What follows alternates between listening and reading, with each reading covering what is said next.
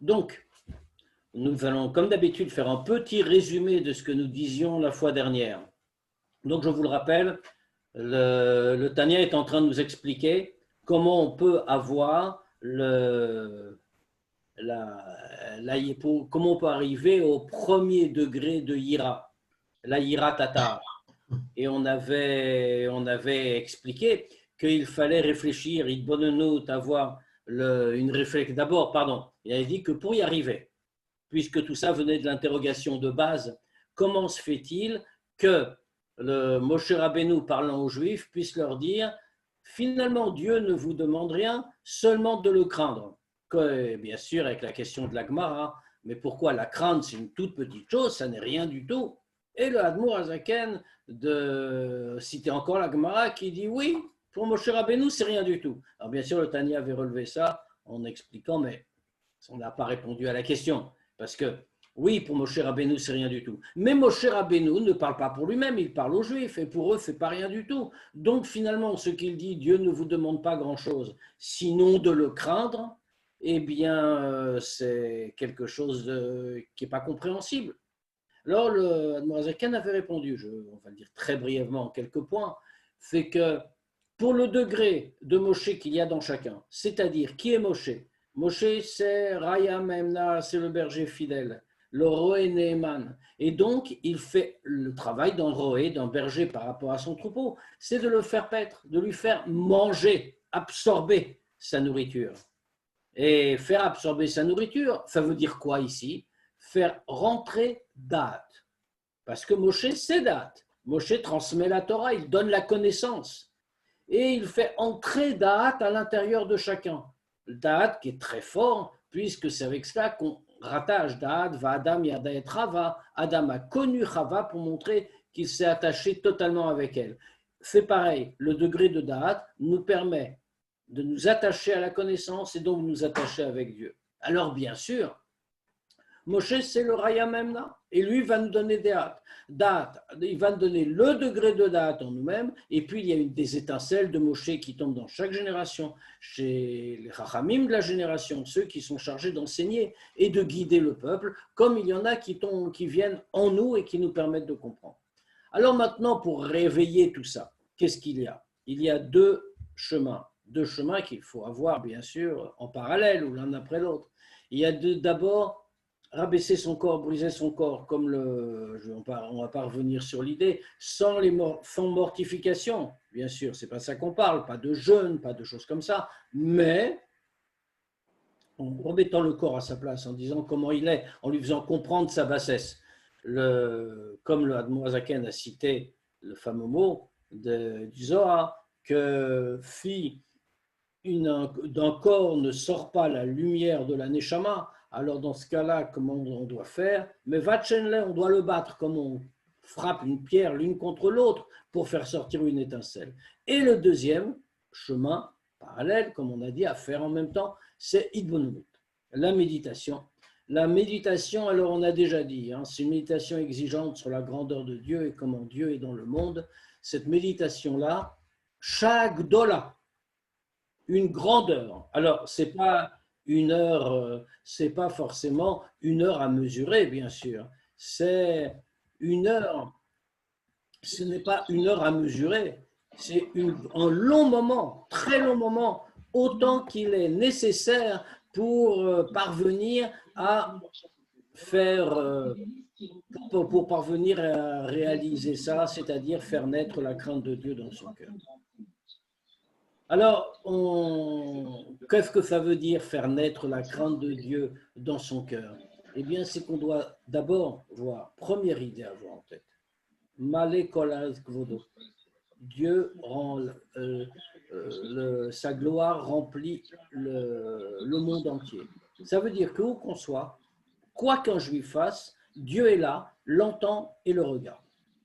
Et il faut y réfléchir, mais de manière très concrète, en sachant que vraiment c'est comme ça, que comme si on avait, si on peut dire, c'était une comparaison qu'avait utilisé le Tanya, comme si on était en face du roi. Le, C'est-à-dire que le roi est devant nous, et il est évident qu'on va se comporter différemment. Même si on est quelqu'un de très bas, qui ne connaît rien, qui n'a pas la finesse d'un serviteur du roi. Malgré tout, on va toujours faire attention à son propre comportement. Et encore plus qu'avec un être humain. Pourquoi? Parce que la grande différence entre un être humain, même un roi, et Dieu, c'est que le roi, l'être humain, ne connaît les choses qu'en regardant en dehors de lui. Alors que Dieu, lui, est, comme fait marquer, comme l'a dit le Rambam, c'est ce qui a été cité en face de la page, juste en bas de la page précédente, le Hua Yodea, Ve'amada, etc., Yadoua, il est le savant, il est la connaissance, il est l'objet de la connaissance. C'est-à-dire qu'il connaît tout en se connaissant lui-même. Et comme on était d'accord avec le Rambam, comme a dit le Admor HaZaken, les Chachamim de la Kabbalah, comme l'explique le Ramak, Rabbi Moshe Cordovero, dans le Pardes. On va reprendre là, peut-être, tout simplement. On avait fait quelques lignes, mais comme je l'avais fait oralement, puisqu'on s'était retrouvé sans texte. Donc, chez Yediat Atzmo, Kaviachol, que comme le Rambam explique, donc, et comme l'ont approuvé les Chachamim de la Kabbalah, la toute première ligne de la page, chez Bidiat Atzmo, Kaviachol, qu'en se connaissant lui-même, si on peut dire, Yodea Kolan Ivraim, Animtseim et Mitati Matzo. Alors ce n'est pas qu'il a besoin de regarder, et qu'on pourrait dire peut-être, ah, il ne va pas nous voir, parce qu'il doit acquérir la connaissance de nos actes. Ce n'est pas du tout ça. Dieu en feu, connaissant lui-même, connaît toutes les créatures qui procèdent de la vérité de son existence. C'est-à-dire qu'on ne peut absolument pas comparer en réalité. Auparavant, on a voulu nous dire Dieu fait comme un grand roi. Et quand on est devant un roi, en substance, on est tellement plein de hira, tellement plein de crainte de sa puissance, qu'on va se comporter comme il faut. Et Dieu est tout le temps là, donc il est comme le roi.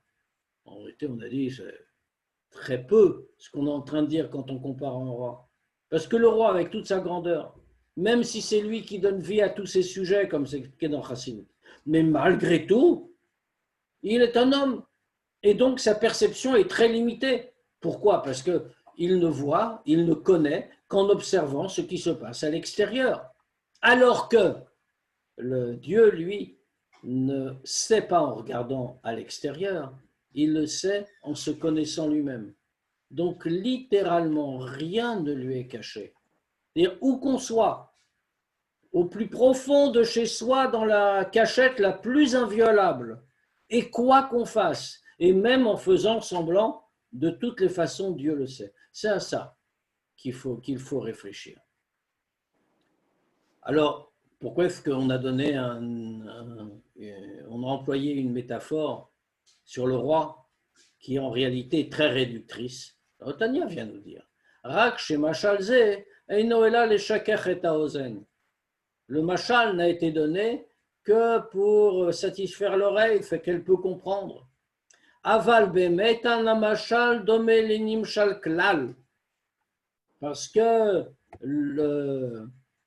en réalité, l'exemple ne correspond absolument pas à ce sur quoi il porte, puisqu'on est en train de prendre un exemple d'être humain pour représenter Dieu. Or, ça ne marche pas, qui nefesh Adam, afilu asichlid ve'elokit, parce que le nefesh de l'homme. Alors, on sait que dans le nefesh de l'homme, il y a, de manière générale, on dit deux nefashot, nefesh elokit et nefesh abahamit. En réalité, quand on dit ça, on inclut le nefesh abahamit dans ce qu'on appelle le nefesh asichlit, ce qu'on peut traduire par, pardon, c'est le contraire, on inclut ce que je voulais dire, on inclut le nefesh asichlit dans le nefesh abahamit. Nefesh asichlit, ce qu'on traduit habituellement par l'âme intellectuelle. Alors maintenant, le nefesh asichlit, qu'est-ce que c'est? C'est, comme on a dit, presque comme une partie de Nefesh Abahamit, malgré tout avec une fonction particulière. Le Nefesh Elokit, on n'a pas besoin de le définir, c'est l'âme au sens strict, c'est la partie spirituelle, la partie divine qu'il y a en l'homme. Nefesh Abahamit, c'est tout ce qui tourne autour de la matérialité du corps. Pas forcément négative, bien sûr, mais tout ce qui est matériel. Donc, qui a plutôt tendance à s'éloigner du spirituel. Le Nefesh Achionit, le Nefesh Asichlit, pardon, c'est ce qui permet de réfléchir, justement. C'est ce qui est la caractéristique de l'être humain. Nefesh Asichlit nous permet de décider, d'agir de cette façon, de cette façon. D'une certaine manière, le Nefesh Asichlit est un Nefesh neutre du point de vue du bien et du mal, puisqu'il permet de manière reculée par rapport à l'objet, de réfléchir et de réfléchir à chaque chose. Alors, le Nefesh Abahamit, on comprendrait qu'on nous dise, on ne peut pas comparer un homme, même un roi, avec Dieu, parce qu'il y a le Nefesh Abahamit. Et le Nefesh Abahamit est soumis au corps, il s'habille à l'intérieur du corps, et fait lui qui lui permet d'exister. Donc ça c'est clair. Mais le Nefesh Asichlit, l'âme intellectuelle, qui n'est pas strictement parlé lié au matériel. Et à plus forte raison, le Nefesh Elokit, qui lui est complètement divin. Et ça, c'est comparable. Si on peut dire, ça pourrait être comme ce qu'est la divinité. La Noazaken vient nous dire non. Le Nefesh Adam, même si c'est Nefesh Asichlit, et même si c'est Nefesh Elokit,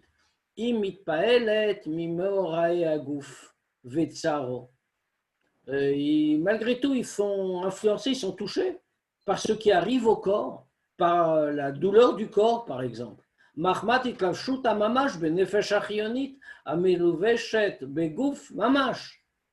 Pourquoi est-ce qu'ils sont touchés par ce qui arrive au corps, alors qu'ils n'ont pas de rapport direct avec le corps? Nefesh Asichlit, c'est l'intellect.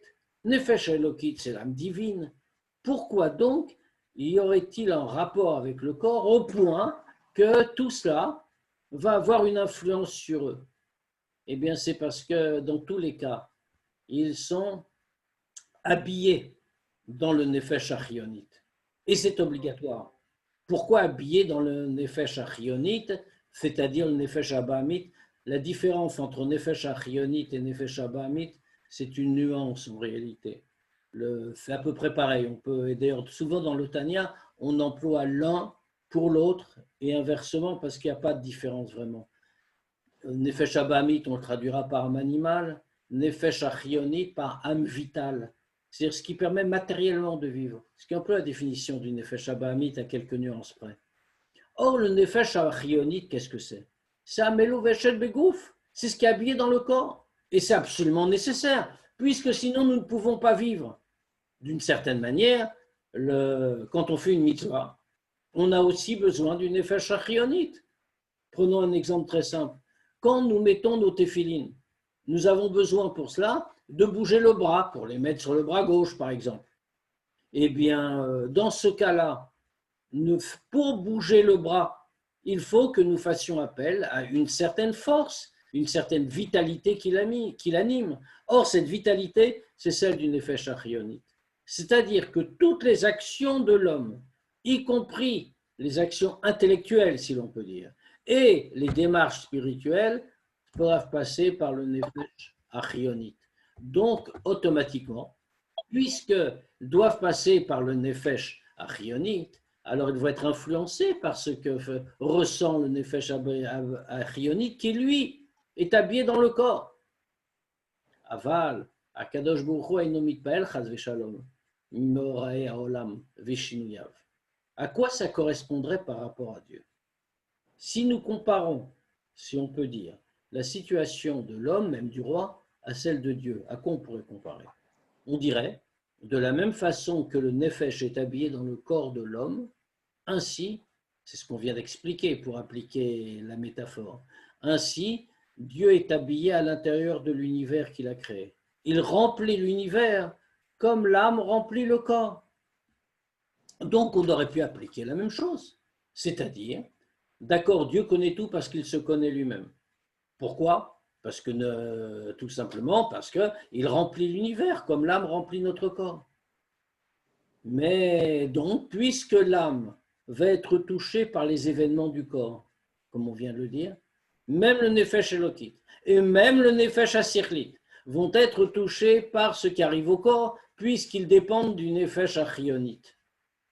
Et bien de la même manière, Dieu va être concerné par ce qui arrive dans le monde. Alors bien sûr, Moazaken vient nous dire certainement pas.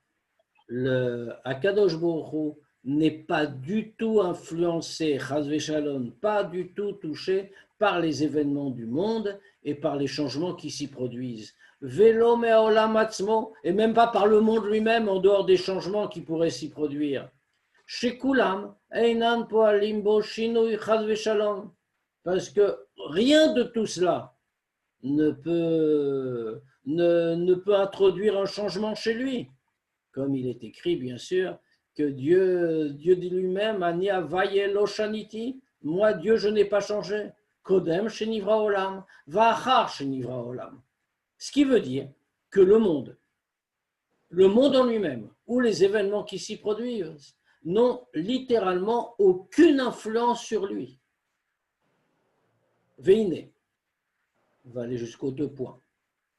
Veine, k'dei la'askil ze etev b'sichlenu, pour comprendre cela de manière claire dans notre intellect, parce qu'évidemment il y a une question, on est derrière tout ça. C'est une des grandes questions classiques de la réflexion juive, c'est de la mystique juive. C'est comment peut-on dire que Dieu n'est pas touché par le monde alors qu'il le remplit, et comment peut-on dire qu'il n'a pas changé alors qu'il crée le monde et que sa simple création change les choses. Donc, cette question-là, pour bien la comprendre, rassurons-nous, Kvar irichu chachmei emet b'sifrehem. Les chachmei emet, c'est-à-dire les chachamim de la Kabbalah, font déjà beaucoup allonger sur cette question dans leurs livres. Alors, la réponse en un mot, on va pas remonter à la Kabbalah, mais donc, comme on explique dans Chassidut, toute la question est de comment Dieu se revêt à l'intérieur du monde. Or, dans Dieu, en réalité, il y a deux aspects. Dans la divinité, il y a 2 aspects. Dans la divinité, si on peut dire bien sûr, enfin, de ce point de vue-là, il y a 2 aspects. Il y a Dieu tel qu'il s'habille à l'intérieur du monde et Dieu tel qu'il ne s'y habille pas. Et il n'a aucun contact avec le monde. On le voit très bien de 2 psukim, pour le dire très simplement. Il est écrit Ram al kol goyim avaye. Dieu est plus élevé que toutes les nations. Qu'est-ce que ça signifie?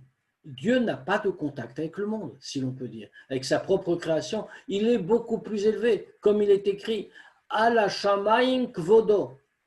Sa gloire est, il faut prendre les mots au sens strict. Sa gloire, Ala shamayim, est au-dessus, sur le ciel, au-dessus du ciel. Qu'est-ce que ça veut dire?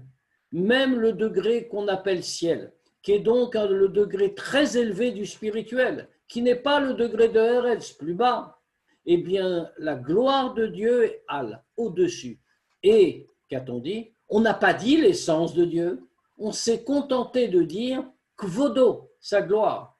Le degré du Kavod d'Hachem est un degré, entre guillemets, si l'on peut dire, un degré relativement bas, comme la gloire d'un homme est un degré qui n'est pas son essence, c'est tel qu'il apparaît aux autres. Eh bien, cela déjà, c'est à la chamaï. Et pourtant, on nous dit, à propos, il y a un autre passouk qui nous dit à propos de Dieu, Amashpili lirot bashamaim ou baaretz, qui s'abaisse pour regarder dans le ciel et sur la terre. Autrement dit, déjà regarder dans le ciel, c'est-à-dire dans la création, dans les degrés les plus élevés de la création, dans les degrés du spirituel, c'est pour Dieu Amashpili. C'est déjà se rabaisser. Et à plus forte raison, bien sûr, pour regarder sur la terre. Mais Dieu se rabaisse. C'est-à-dire que Dieu choisit ce qu'on appelle en hébreu la hitlafshut, de s'habiller à l'intérieur de la création. Mais en même temps, il la dépasse. Et Dieu est les 2 à la fois. Alors c'est ça qui est longuement expliqué, puisque c'est évidemment une contradiction. Comment peut-on dire qu'il est au-dessus et en même temps à l'intérieur? Eh bien, il est pourtant les 2 en même temps, parce que précisément, c'est d'essence de Dieu qu'il s'agit. Mais on aura vraiment l'occasion d'y revenir plus loin dans le Tanya.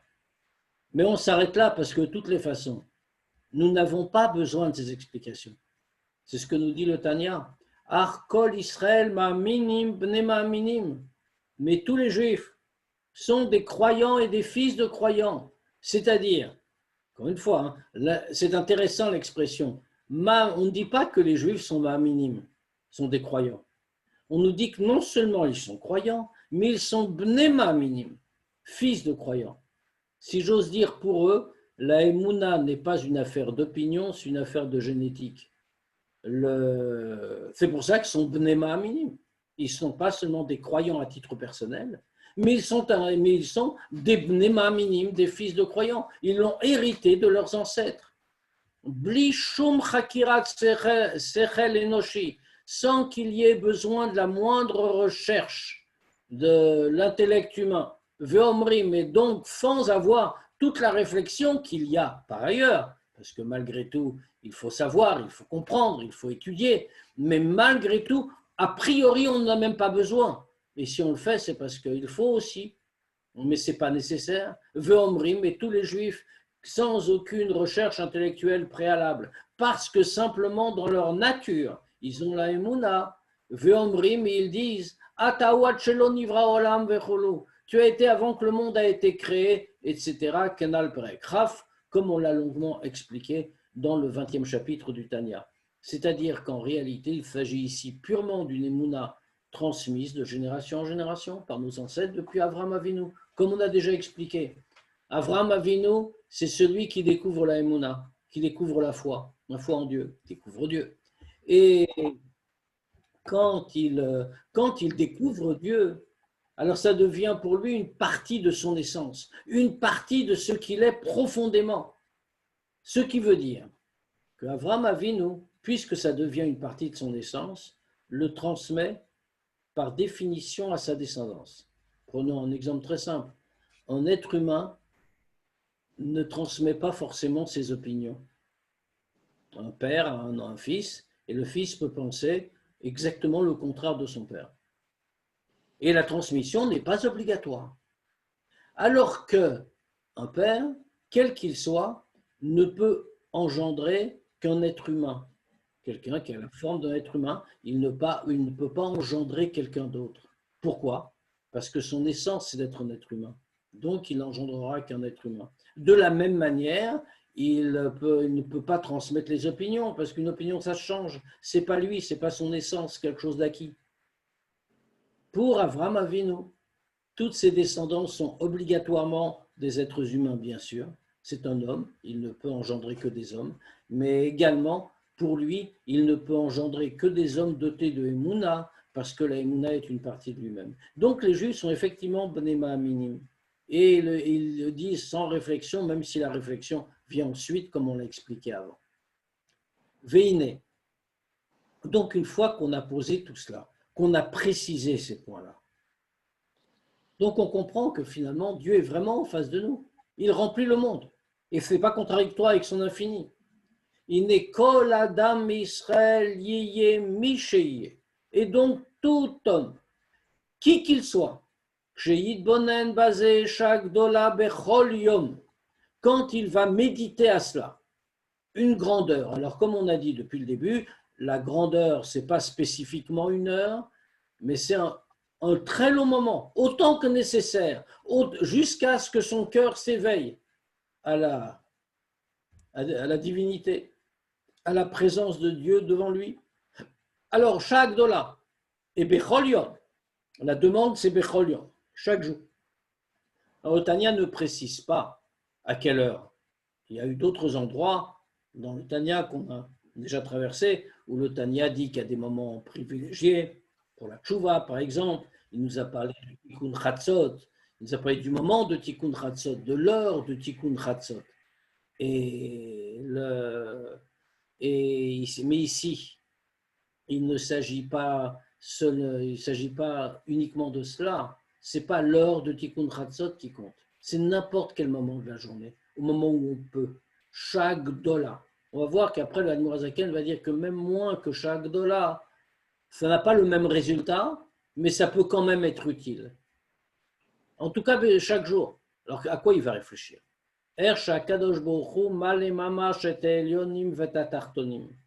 Comment Dieu remplit vraiment le haut, les plus hauts degrés, les mondes spirituels, vetatartonim et le bas, vetashamaim vetaretz mamash, c'est le ciel et la terre au sens très concret.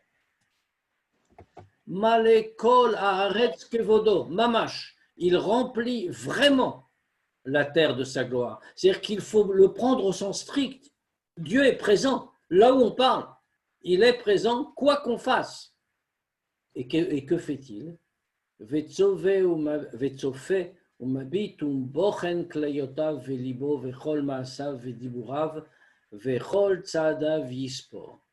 Et l'homme donc doit méditer comme ça, que Dieu contemple et regarde, le regarde, et il examine ses reins et son cœur, c'est-à-dire qu'il voit ce qu'il a en lui, et tous ses actes et ses paroles, et il compte tous ses pas.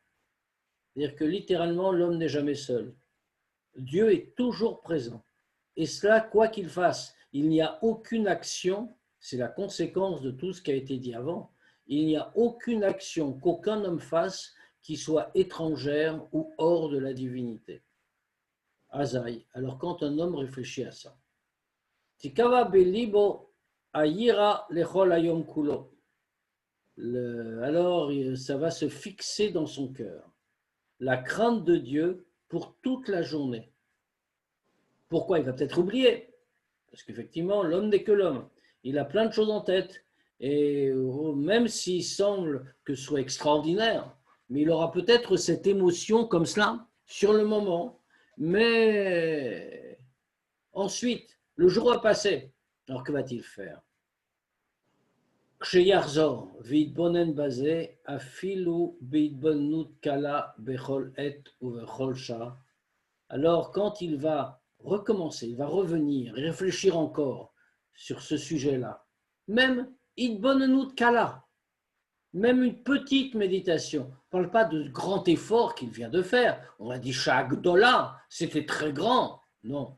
Idbonut kala, une idbonut, une méditation légère, mais qu'il faut avoir becholet, frolcha, à chaque instant. Alors Yeso Merav Setov, Marshava Dibur ou Marse, Shaol Limrod Chave Shalom Ene Kvodo. Asher Mlokol Haaretz. Et que, donc, même avec une petite méditation, parce que le monde aura peut-être effacé l'acquis qu'il avait, mais il va le réveiller. Il va se rendre compte de là où il est et devant qui il se trouve. Et donc, il va immédiatement ainsi réveiller sa ira, sa crainte de Dieu en toute chose. Il va être sourmera, il va s'écarter du mal, c'est tov, il va faire le bien dans tous les domaines, pensée, parole, action, pour ne pas se révolter, chas v'shalom, pour ne pas faire du mal aux yeux de Kvodo, aux yeux de la gloire de Dieu, puisqu'elle remplit la terre, et que quoi qu'il fasse, Dieu le voit. Et comme on a raconté l'histoire précédemment dans le Tanya de Rabban Yochanan ben Zakkai à ses élèves, on connaît c'est un fameux mot de Rabban Yochanan ben Zakkai qui semble toujours étonnant quand on le lit comme ça. C'est au moment où il allait mourir. Et ses disciples étaient groupés autour de son lit de mort, et tous des très grands chachamim, bien sûr. Et il lui demande au moment où son âme va quitter ce monde, Maître, donne-nous encore un enseignement. Et Rabban Yochanan ben Zakkai leur dit que ma crainte de Dieu soit comme la crainte d'un homme. On dit que je crains Dieu comme je crains un homme. Alors, bien sûr, les élèves, les disciples ont été choqués. Ils ont dit, comment maître? Au moment de quitter ce monde, c'est cet enseignement-là que vous nous donnez? Mais bien sûr que la crainte de Dieu est immense. Comment on peut la comparer à la crainte qu'on peut éprouver envers un homme? Et Rabban Yochanan ben Zakkai leur répond que non, c'est pas comme ça qu'il faut le voir. Pourquoi? Parce que la preuve, c'est que quand quelqu'un va faire quelque chose de pas très bien, Il se dit pourvu que personne ne me voie. Si on avait la conscience, c'est ce que veut dire Rabban Yochanan ben Zakkai à ses disciples, si on a la conscience que Dieu est devant nous comme un homme est devant nous, alors on ne fera aucune faute. Donc c'est à cette idée-là qu'il faut s'habituer et qu'il faut porter en tête. Pardon, et c'est ça qu'a dit le pasuk.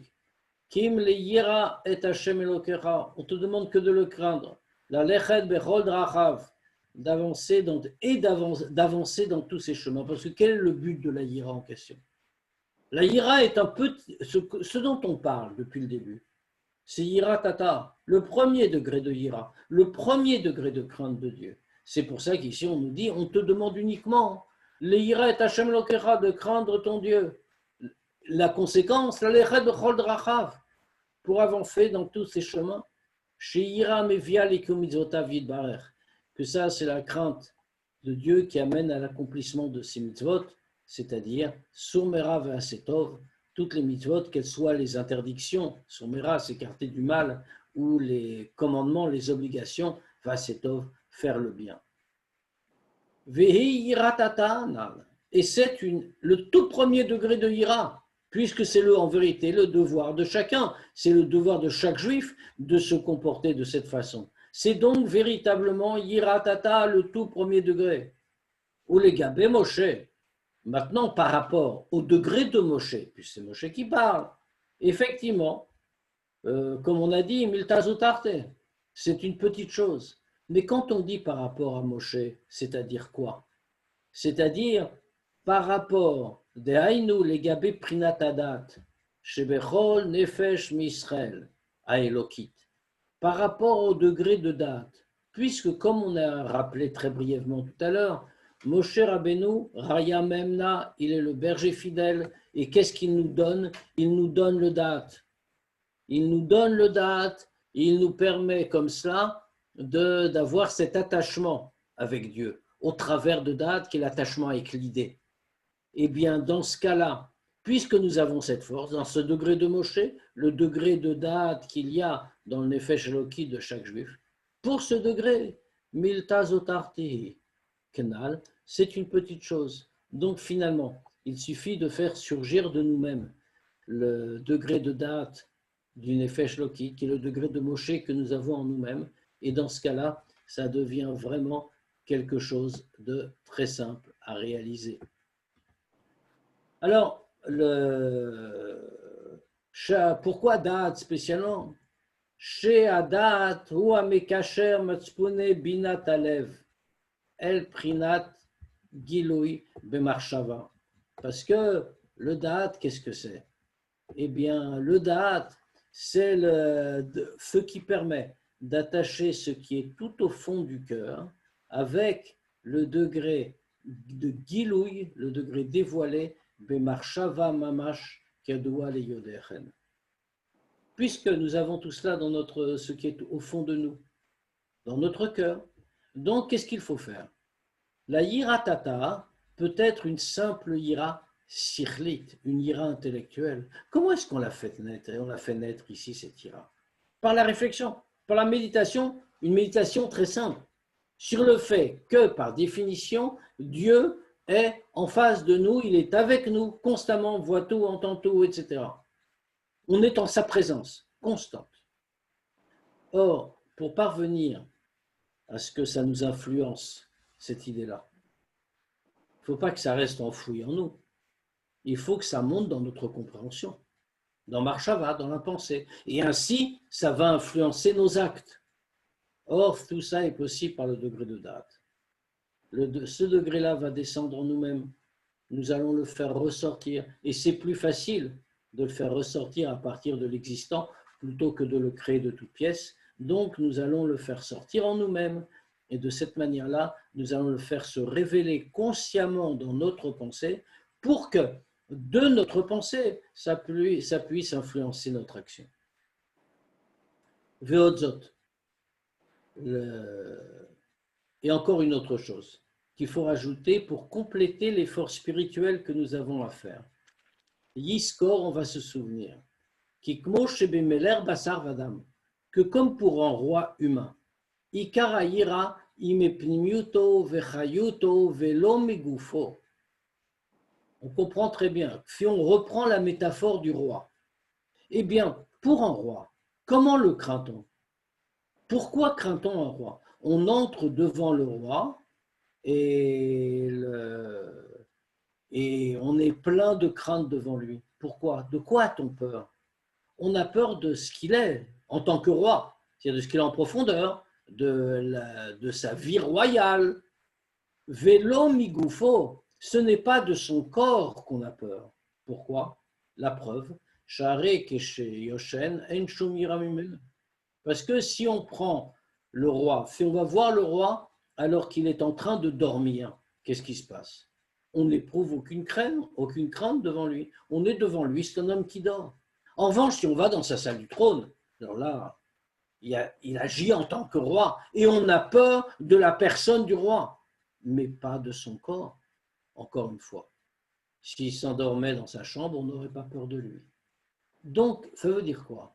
Ine pnimiuto vechayuto en nire le nebasa rag bene asechel. Mais quand on reste toujours avec l'image du roi, comment voit-on sa chayut, sa pnimiut, la profondeur du roi? Comment les voit-on? En nire le nebasa. C'est pas visible à l'œil nu. Ce n'est pas parce qu'il est entouré d'un apparat qu'on voit sa pnimiut, qu'on voit sa profondeur. Tout ça, ce n'est rien. Ce n'est que de l'apparence. Ce qui veut donc bien dire qu'il y a autre chose ici. Pourquoi a-t-on peur de cela? Rag bene asechel, c'est seulement par les yeux de l'intellect. Aliede riyat ene basar begufo lvushav, sheyodea shechayuto meluvash betocham. Parce que qu'est-ce qu'on voit? Comme avec nos yeux de chair, on regarde son corps et ses vêtements, et en même temps, on est conscient que sa vitalité est habillée à l'intérieur, dans ce cas-là,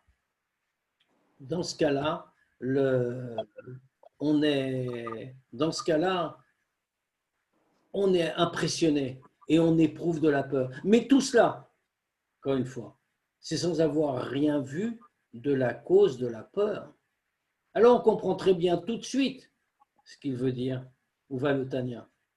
Quand on regarde le monde, a priori, sauf si on est quelqu'un de spécial, mais a priori on ne voit pas la vitalité divine qui fait vivre le monde. On ne voit pas Dieu de manière directe, matérielle si on peut dire.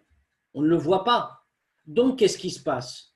Il se passe qu'on pourrait dire, ah oui, mais le roi on le voit, alors que Dieu on ne le voit pas.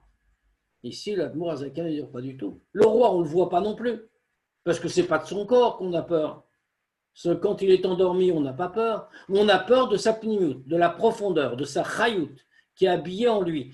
Et quand on le voit, en voyant son corps, on a peur, non pas parce qu'on est en train de regarder son corps, mais parce qu'on est en train de penser à la chayut et à la pnimut qui est en lui. D'une certaine manière, c'est exactement pareil à propos de Dieu. Vimken, kachamamash. De la même main, fait comme ça, exactement pareil. Lesh yesh lo liret avaye. On doit voir craindre Dieu. Aliede reya tene basar bashamaim vaaretz vechol tzvam asher or rein sov baruchu meluvash baem lachyotam. Comment?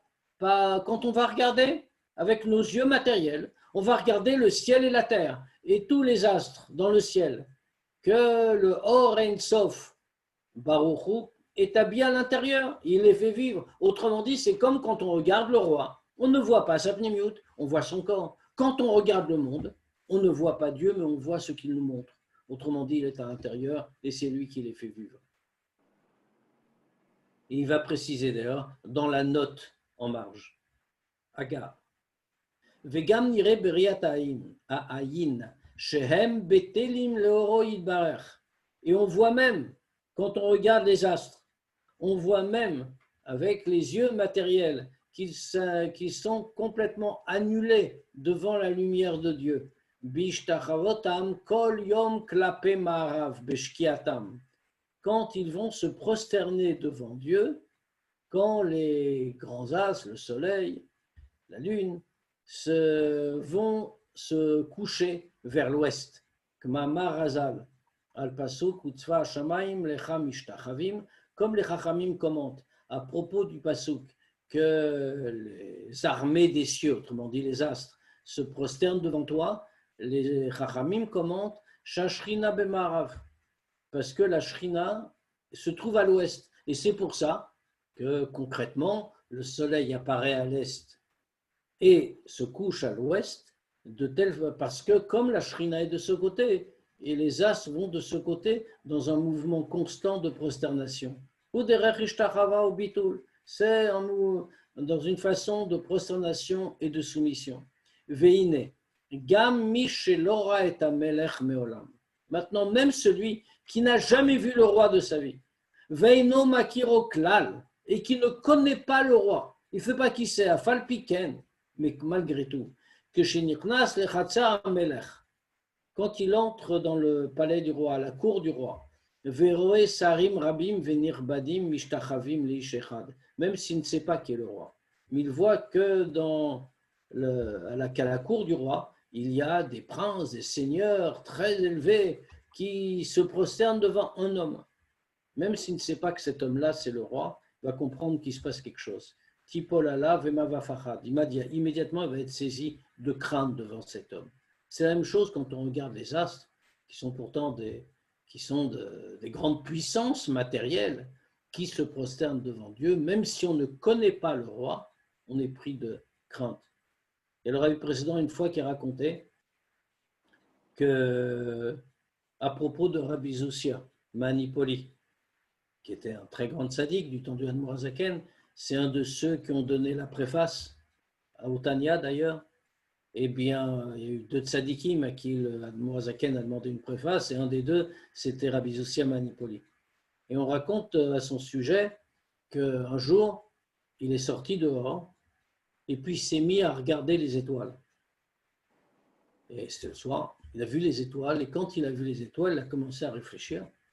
Et au bout de quelques instants, il a été pris d'une peur absolument terrible, au point même qu'il s'est mis à perdre du sang de son corps.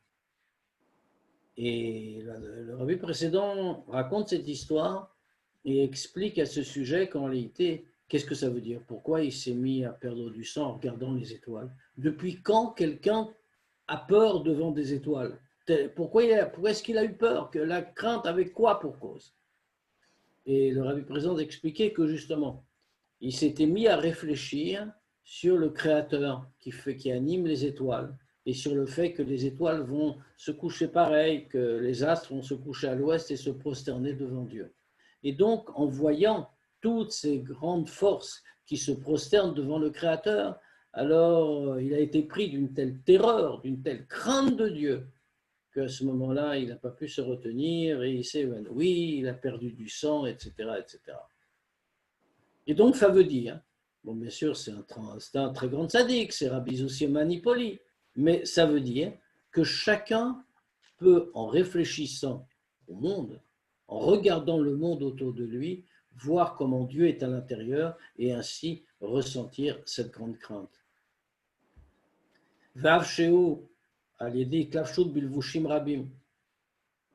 Et même si, d'accord, on est convaincu que Dieu est présent, on nous l'a démontré.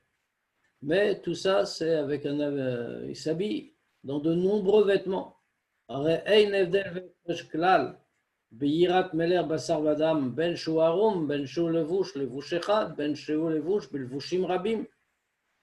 quand retournons dans notre exemple avec le roi, il n'y a aucune différence. Si le roi est totalement sans vêtements, ou si le roi porte un vêtement, ou si le roi porte de nombreux vêtements. Et là, ça veut dire que fait le roi. Et donc, on a peur du roi. Encore une fois, pas de son corps, mais de ce qu'il a en lui, qu'on perçoit par les yeux de notre esprit. Et là, Ikaru à Ergel. Alors, comment on y parvient? Le principal, c'est le Ergel, c'est s'habituer. L'Argil dato marshavato tamid. Il faut habituer son date, sa pensée constamment. Liot kavua belibo ou mocho tamid. Que ce soit fixé constamment dans son cœur et son cerveau. asher kol ma sheroeh beinav, que tout ce qu'il voit de ses yeux matériels, Hashamayim va'aretz umloa, le ciel, la terre et tout ce qu'ils contiennent, al kol em levushim achitzonim shel hamelech hakadosh baruch hu. Tout cela, ce ne sont que les vêtements de surface du roi, c'est-à-dire Dieu. Autrement dit, derrière chaque chose, c'est Dieu qu'on voit en réalité. Et quand il va voir, c'est pour ça qu'il fallait chaque dollar, parce qu'il faut acquérir cette idée et en faire une partie de soi-même. C'est-à-dire que quoi qu'on voit, c'est Dieu qu'on voit. Et donc, immédiatement, il va se souvenir de la profondeur et de la vitalité de tout ce qu'il voit autour de lui. Cette idée de s'habituer à l'idée, la fixer en nous, mais c'est aussi de ça qu'on parle quand on dit le mot Emouna. Quel rapport? Sheu lachon regilut. Le mot Emouna, qu'on traduit par foi bien sûr, mais a aussi une parenté étymologique avec la notion d'habitude. Chez Margil Adam et Atzmo, qu'un homme s'habitue, comme on le voit, Kmo Oman Amaamen Yadav, comme un artisan. Alors, quand je traduis en français, ça ne veut évidemment plus rien dire, mais on voit que les mots Oman, artisan, Amaamen, qui s'entraîne, c'est la même racine que Emouna, la foi. Donc, ça veut dire que la Emouna, qu'est-ce que fait l'artisan? L'artisan s'entraîne, prend l'habitude des gestes qu'il doit faire pour fabriquer son objet. L'idée de Emouna est aussi dans cette notion-là. S'habituer à avoir cette idée en tête pour toujours la porter. Vegam, les liot, les ikaron tamid, la shon chazal. Il y a encore une dernière chose qu'il faut rajouter. Puisque là, finalement, tout ce qu'on a décrit, c'est de l'effort intellectuel. Alors, on va rajouter encore quelque chose. Il faut toujours avoir en tête l'expression des Chachamim. Kabbalatol malchut shamayim. La soumission, accepter le joug de la royauté divine. Alors, vous voyez que le Admorazaken dit ça dans une nouvelle proposition. Il a mis un point, c'est très clair. Et comment Vega, mais aussi ça, comme s'il voulait nous dire, on est en conclusion du chapitre, comme s'il voulait nous dire, il y a aussi ça en plus. Eh oui, parce que nous, on aurait pu croire, avec tout ce qu'on vient de nous expliquer, finalement, tout dépend uniquement de notre réflexion. Bon, ce qui n'est pas faux, puisque c'est en plus toute la chita. Tout dépend de la méditation, on va faire naître ça dans notre cerveau. Alors, Noazaken dit, attendez, il y a encore autre chose. Il y a Kabbalaton Malchut Shamayim. Kabbalaton Malchut Shamayim, ce n'est pas de la compréhension a priori. On accepte, on se soumet à Dieu. Sheu Kenyan Somtasim Alech Hamelech, qui est comme le Pasuk, qui nous enseigne la Torah, place un roi sur toi, c'est-à-dire, tu dois, toi, fais toi qui agis. Le roi est au-dessus de toi, il vient au-dessus, tu es soumis, mais c'est toi qui dois le faire. Somtasim, ce n'est pas que le roi vient et impose sa loi, c'est toi qui le prends. Comme c'est expliqué ailleurs.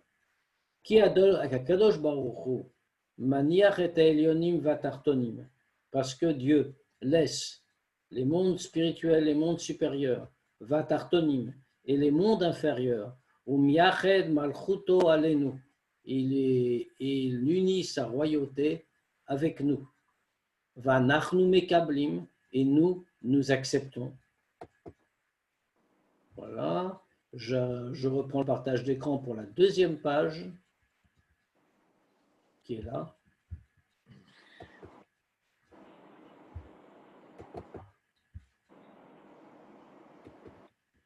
Voilà, nous y sommes. Vanachnu mekablim. Et nous acceptons cette royauté. Et nous nous soumettons. Alors ça veut dire qu'en réalité, il y a 2 degrés de Kabbalatol. Il y a un premier degré de Kabbalatol, qui est le degré de base, avant la compréhension. Et ce que l'Admorazaken nous rappelle, qu'attention, ce n'est pas parce qu'on doit méditer, qu'on doit comprendre, qu'on doit voir, comme il a dit, Be'ene HaSechel, avec les yeux de l'esprit, que le Kabbalatol n'a pas sa place. Le Kabbalatol, d'une certaine manière, est supérieur à ce que notre intellect peut percevoir.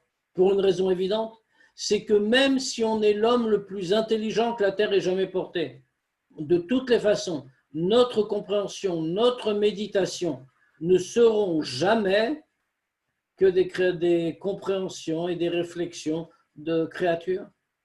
Et nous ne pourrons jamais arriver au degré un degré infini. Or, la compréhension de Dieu est une compréhension infinie, comme Dieu lui-même est infini. En revanche, le Kabbalatol n'a pas de limite. Et comme il n'a pas de limite, alors à ce moment-là, nous pouvons parvenir bien plus haut. Parce que toute idée, en vérité, il y a toujours derrière. Il y a une histoire qui est très connue.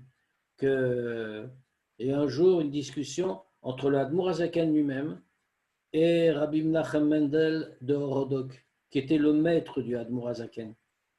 Et un jour, c'était un jour de Simchat Torah, on a demandé à Rabbi Menachem Mendel de Horodok de dire les psukim qu'on dit avant les hakafot, Ata, Reta, etc. Et il a refusé. Personne ne savait quoi faire, etc. Le Admour Hazaken, un grand disciple, a été voir son maître et lui a dit « Rabbi, pourquoi vous ne voulez pas dire ?» Et Rabbi Menachem Mendel de Horodok lui répond « Parce que j'ai étudié, je connais 100 explications de ces psukim-là. Mais plus je l'ai dit, moi je vois qu'il y a encore d'autres à comprendre. Et donc, tant que je n'aurai pas tout compris, je ne peux pas dire en toute sincérité les psukim avant les hakafot. Alors, le Rabbi Shemzalman, l'Admour Hazaken, est intervenu et lui a dit mais Rabbi, quand la compréhension fonctionne comme cela, puisqu'il s'agit de comprendre des choses de la divinité, alors plus on avance dans la compréhension, plus la compréhension totale recule. Et même si vous connaissiez les 100 et plus que 100, de toutes les façons, il y en aurait encore autant à connaître. Ça, c'est l'idée de la réflexion. Mais le Kabbalatol, lui, dépasse toutes les limites. Et donc, c'est pour ça que même au premier degré de Kabbalatol, il est déjà très haut. Maintenant, par ailleurs, il faut aussi souligner que après la réflexion, il y a un nouveau degré de Kabbalatol qui lui est véritablement bien plus élevé parce qu'il est fondé sur la réflexion. Autrement dit, on a tout compris, mais notre attitude par rapport à Dieu n'est pas fondée sur uniquement ce qu'on a compris, mais sur quelque chose qui dépasse la compréhension. Et ça, c'est toutes les prosternations qu'on trouve dans la tfila de Shmoneh Esrei, dans la Hamida, dans la structure de la Hamida, c'est dans la structure de la tfila en général le matin, on voit qu'il y a Shmoneh Esrei qui est un peu le point culminant de la tfila. Mais ça vient Achar Kabbalat Ol Malchut Shamayim Bedibo Bekriat Shema. Ça vient après l'acceptation du joug de la royauté divine par la parole qu'on a fait dans le schéma où on a dit qu'on adhérait à l'idée qu'il n'y a qu'un Dieu qui est la totalité de l'existant, etc., et qui s'habille dans le monde matériel et qui nous a ordonné telle et telle mitzvot. Autrement dit, on a accepté Ol Malchut Shamayim. Mais seulement après, on peut parvenir à la prosternation, c'est-à-dire au degré de Kabbalatol Malchut Shamayim, d'acceptation du joug de la royauté divine, de manière plus profonde.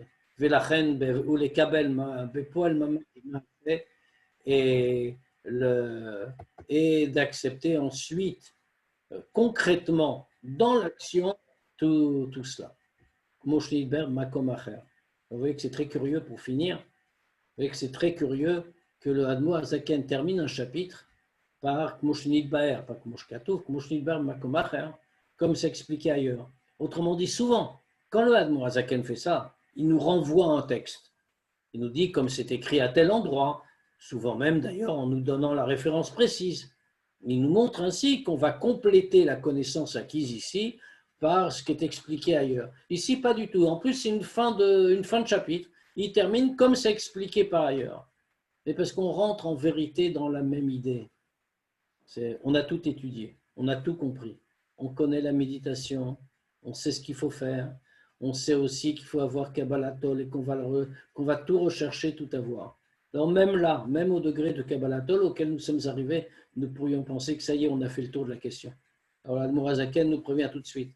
Moshe Idber Makomacher, sachez que c'est aussi expliqué ailleurs, vous avez encore à apprendre. Voilà, on va s'arrêter là pour ce soir. Et on se retrouve Bezrat Hashem jeudi pour la Sikha du Rabbi. Merci. Chak Chazak. Bonne nouvelle. Merci.